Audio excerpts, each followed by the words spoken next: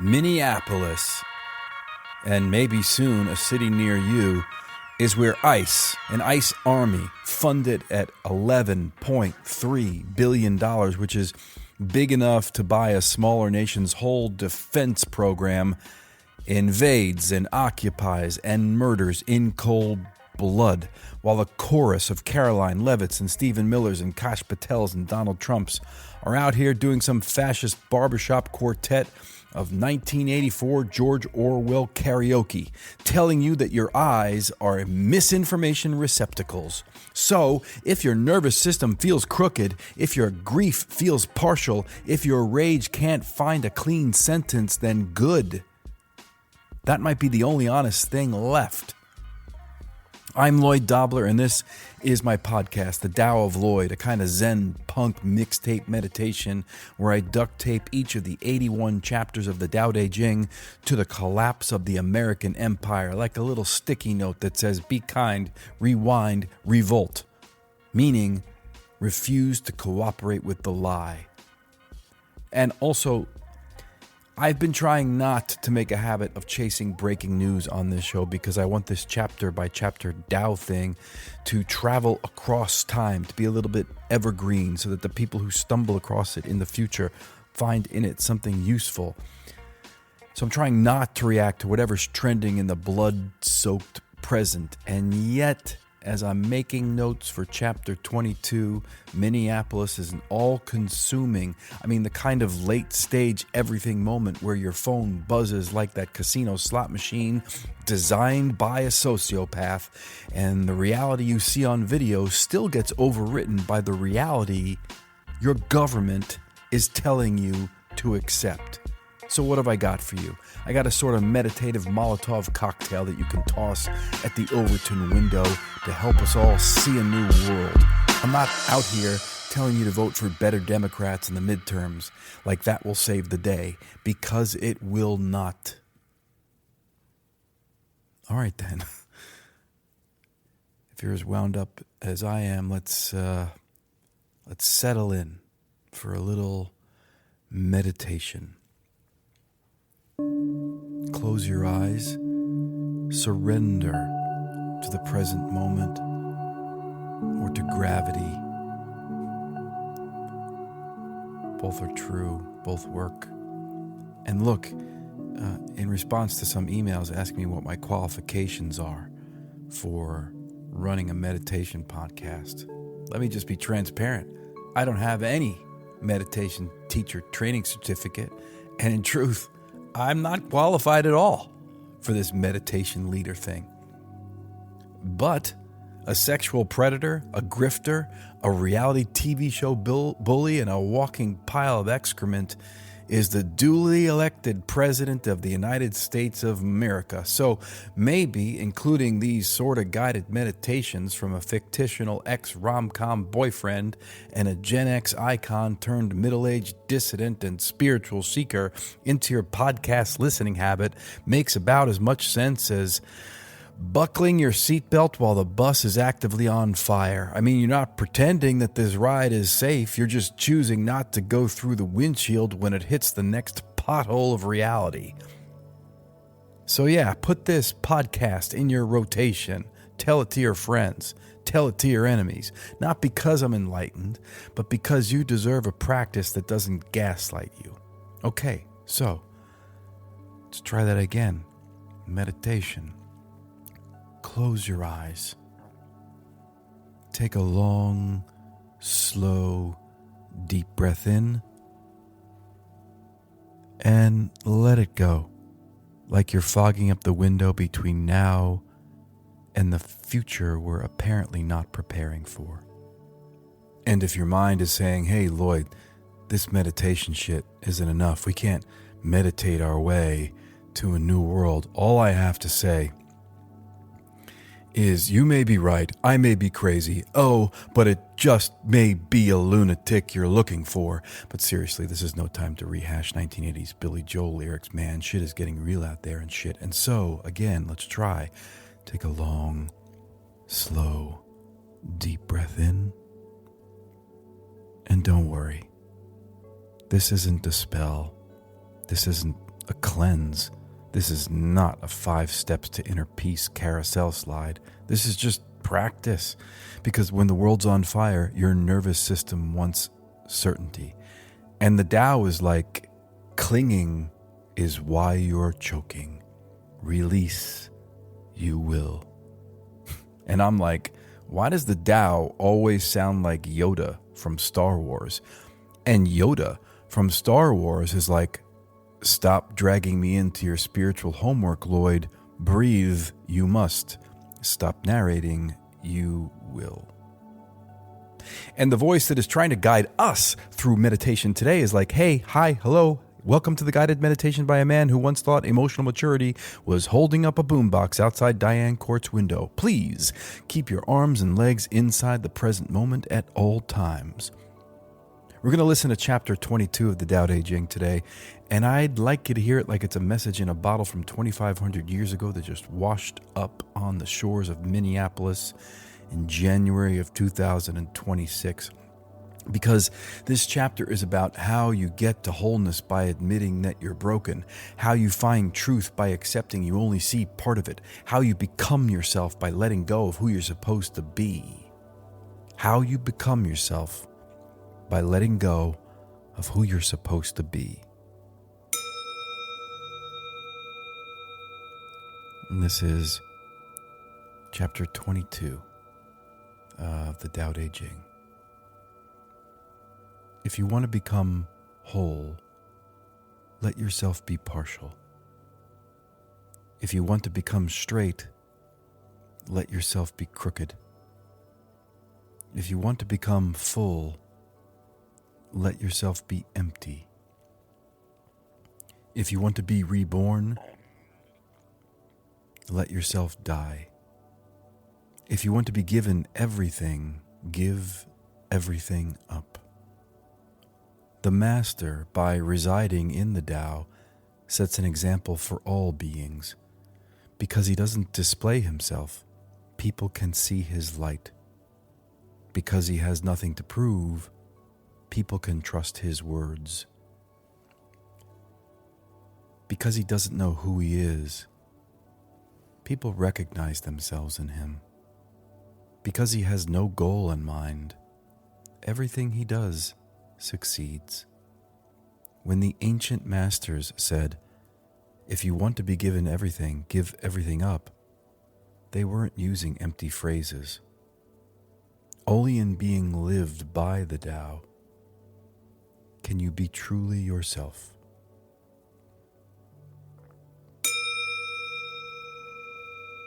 And that was chapter 22 of the Tao Te Ching. Okay, open your eyes. So this moment right now, Minneapolis, 2 decent humans murdered by a police state machine that keeps insisting that it's just doing its job. And my rage wants to become a hammer. It wants to become a hot take. It wants to become certainty. A certainty that I can swing at the world so I don't have to feel the tremble of uncertainty underneath it. Even so, let me say something clean and certain. Right now, revolution feels like the only way out of this mess. And I mean the kind of revolution that actually threatens power, non-cooperation, the quiet, contagious refusal. A general strike is one way to coalesce and respond to this moment. The kind that makes the machine stutter because the machine only runs if enough ordinary people agree to keep it running. Yeah, the machine will only run if enough of us agree to keep it running. So I'm not here to hand out gold stars for any kind of approved resistance. I'm not your ethics cop. I'm a middle-aged, fictional, ex-rom-com boyfriend reading a 2,500-year-old book while the empire is melting. So yeah, I support a diversity of tactics because who am I to know what breaks the spell? Who am I to know whether that lever is a is a strike, a blockade, a sanctuary network, a boycott, 1,000 small refusals, or one enormous no that finally echoes, or something that history books might remember as a civil war. The Tao doesn't move in one straight line. Water doesn't either. And if you ask me for a single, pure method, you're asking for control. And control is the empire's language of love. Because if the state can kill people on camera and tell you that your eyes are lying, then this isn't a policy disagreement. This is a legitimacy crisis. And you don't fix a legitimacy crisis with a smartly worded Facebook post. You don't fix it with a calmer tone. You don't fix it by begging the lie to please be honest, and you don't fix it by donating to Democrats or by winning the midterm elections. You fix it when enough people stop feeding it. That's why chapter 22 of the Tao matters right now, because the Tao isn't asking you to be polite. It's asking you to be real. It's basically grabbing you by the collar and saying, let yourself be crooked. As in, don't rush to straighten this into something digestible. Don't rush to make sense of it in a way that lets you get back to sleep. Let yourself be partial. Let yourself be unfinished. Let yourself be wrecked. Because the demand right now, especially online, especially at work, especially in the empire's little algorithmic church, is perform wholeness, perform coherence, perform the exact correct sentence at the exact correct time. Perform like everything is A-O-fucking-K. And the minute you do that, you're not grieving anymore, you're branding. You're trying to look right. But the Tao is saying the truth isn't right. The truth is alive. The truth is crooked. The truth is your breath catching when you picture a person holding a phone, documenting power abuses, and then getting 10 bullets emptied into them, killing them instantly. Or when Renee Good gets assassinated by some punk-ass hockey goon whose words after the assassination were, quote, fucking bitch. So if you're feeling helpless or angry, if you're out there listening and you feel that way, maybe that's good. I am. And maybe that's an honest starting point. So now breathe, not to calm down, not to move on, not to moveon.org either, just to stay present long enough to choose what you do next. I'm not here to tell you what to do. But if what you do next is small, one call, one donation to a jail defense fund, one conversation, one refusal, one act of solidarity that costs you something, that counts. Because empires don't fall from one single heroic act. They crack. Empires do. They crack from millions of people who stop cooperating with the lie. And here's where I'm supposed to tell you what the Tao would do, how wu-wei applies here, how yielding is the answer. But I'm stuck because part of me, the part that's been reading Lao Tzu for years, the part that wants to believe in the way of water and the power of emptiness, says the more they lie, the more obvious the truth becomes. The more they display their authority, the more we see through it. The more they insist on their version, the less anyone believes them. And that's the paradox of chapter 22 playing out in real time. Their attempt to be whole through force is making them more broken and vulnerable. Their attempt to be straight through lies is making them more crooked. And the other part of me, the part of me that just watched two people get murdered on video from multiple different angles and then slandered by their own government, is like, okay, they're still dead. And the agents who killed them are still out there. And Operation Metro Surge is still happening.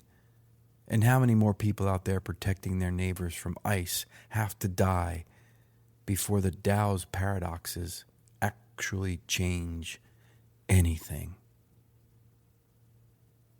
I don't have an answer to that one. The Tao does say, if you want to be reborn, let yourself die. And I think what's dying right now is the ability to believe the official story. What's dying is the myth of the United States of America as a force for good in the world. So good, let it die. What gets reborn on the other side? So here's your practice for today. Let yourself be crooked. Let yourself be partial. Let yourself be empty enough to see. And then ask yourself quietly, without performing it for anyone, what would my life look like if I stopped cooperating with the version of reality that needs me numb? What would my life look like if I stopped cooperating with the version of reality that needs me numb? And conversely, what would my life look like if I fully cooperated with the version of reality that can usher in the revolution that we all deserve? From the edge of the empire and the center of self, this is the motherfucking Tao of Lloyd.